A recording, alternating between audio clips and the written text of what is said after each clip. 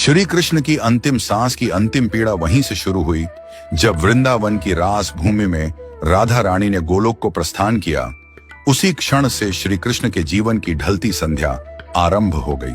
उनके जीवन की सबसे गहरी पीड़ा राधा का विरह थी, पर यह उनकी एकमात्र पीड़ा नहीं थी। एक और श्राप था जिसने उनके जीवन का अंतिम अध्याय लिख दिया। महाभारत का युद्ध समाप्त हो चुका था। कुरुक्षेत्र की भूमि पर केवल राख और रक्त शेष रह गया था। गांधारी अपने 100 पुत्रों की मृत्यु के पश्चात उनके जले हुए शवों के बीच पहुंची। उसका दुख और क्रोध अवर्णनीय था। उसे स्मरण था कि श्री कृष्ण इस महाविनाश को रोक सकते थे, एक मुस्कान में इस युद्ध को टाल सकते थे, परंतु उन्होंने धर्म की स्थापना के लिए अधर्म का अंत होने दिया, चाहे वह मूल्य किसी मां के 100 पुत्र ही क्यों न हो। पीड़ा से भरी गांधारी ने श्री कृष्ण को देखा, आंखों में आंसू और वाणी में आग लिए बोली, हे वासुदेव, आप सब कुछ जानने वाले थे, फिर भी आपने मेरे 100 पुत्र मरने दिए। आप युद्ध रोक सकते थे, पर आप केवल तमाशा देखते रहे। आज मेरी ममता का श्राप आपको भी छुएगा। जैसे मेरा वंश समाप्त हुआ, वैसे ही आपका यदुवंश भी नष्ट होगा और आप अपनी मृत्यु अकेले अपनों से बिछुड़कर एक तीर की पीड़ा में अनुभव करेंगे। श्री कृष्ण ने गांधारी का श्राप शांत मन से स्वीकार किया, क्योंकि वह जानते थे यह भी उसी लीला का भाग है। जिस न्याय को वह लेकर आए थे, उसी न्याय की अग्नि अब उनके अपने कुल को भस्म करेगी। गांधारी का श्राप, राधा का वियोग और यदुवंश का अंत, यही वह अंतिम चरण था जिसने श्री कृष्ण के मानवीय रूप को सबसे गहरे दुख से भर दिया। त्रेता युग का वचन। त्रेता युग में श्री राम रावण वध कर अयोध्या लौटे। राम राज्य की स्थापना के बाद एक संध्या को अयोध्या के समीप एक तपस्वी राक्षस आया। नाम था जरासुर। वह युद्ध नहीं चाहता था, केवल एक प्रश्न का उत्तर चाहता था। जरासुर बोला, प्रभु, आपने धर्म के लिए असुरों का नाश किया, पर क्या कभी ऐसा होगा कि मैं भी आपकी परीक्षा ले सकूं? क्या कभी मुझे अवसर मिलेगा कि मैं आपके मार्ग में अंतिम बाधा बन सकूं?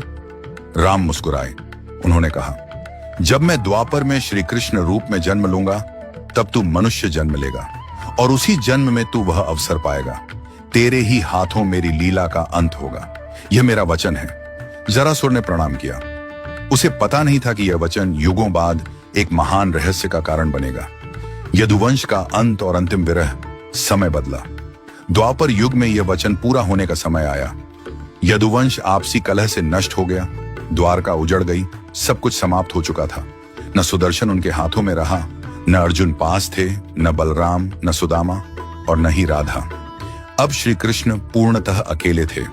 द्वारका से दूर एक शांत वन में एक पीपल के पेड़ के नीचे वे बैठ गए। कंधे पर वही बांसुरी थी जो कभी राधा के लिए बजती थी। उन्होंने आंखें बंद की। बांसुरी से राधा के नाम का स्वर फूटने लगा। सुरों में वेदना थी, तड़प थी।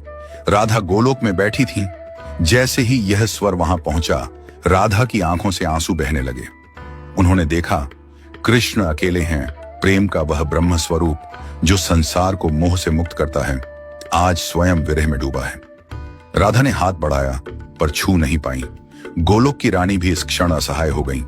राधा बोली, प्रभु, अब बस कीजिए, मुझे लौट आने दीजिए। मैं आपकी बांसुरी की धुन बनकर बहूंगी। पर यह अकेलापन सहा नहीं जाता। पर श्री कृष्ण मौन थे। सुर थमते गए। शाम उतर आई। पीपल का पेड़ जो वर्षों से साक्षी था, आज कृष्ण की अंतिम सांस का गवाह बनने जा रहा था। कृष्ण का मन जीवन भर का बोझ याद कर रहा था। जन्म जेल में, मां का स्पर्श भी अधूरा, बचपन राक्षसों के भय में, प्रेम मिला तो साथ नहीं निभा सका। हर अपना युद्ध में खो दिया। धर्म बचाया, पर अपना ही कुल नहीं बचा पाया। सारा जीवन दूसरों को सुख दिया, पर अपने हिस्से में केवल विरह और अकेलापन आया। उन्होंने बांसुरी उठाई, आखिरी बार होंठों से लगाई, फिर धीरे धीरे उसे तोड़ दिया, जैसे राधा की स्मृति भी उस बांसुरी के साथ पीपल की जड़ों में समा गई हो। दूर जंगल में शिकारी जर, वही जरासुर का पुनर्जन्म, शिकार ढूंढ रहा था। उसने पीले वस्त्रों की चमक देखी। उसे लगा झाड़ियों में कोई हिरण छिपा है। बिना सोचे बाण चला दिया। वह बाण श्री कृष्ण के पैर में लगा। शिकारी भय से कांप उठा। प्रभु, मुझसे बड़ा अपराध हो गया। श्री कृष्ण ने शांत स्वर में कहा, उठो जर, तुमने अपना कर्म किया। ये मेरा समय था, तुम केवल निमित्त बने हो। जर रो पड़ा। श्री कृष्ण ने आंखें बंद की। अंतिम श्वास के साथ होंठों से केवल एक शब्द निकला, राधे राधे, और श्री कृष्ण ने अपना नश्वर शरीर त्याग दिया। उनकी लीला पूर्ण हुई।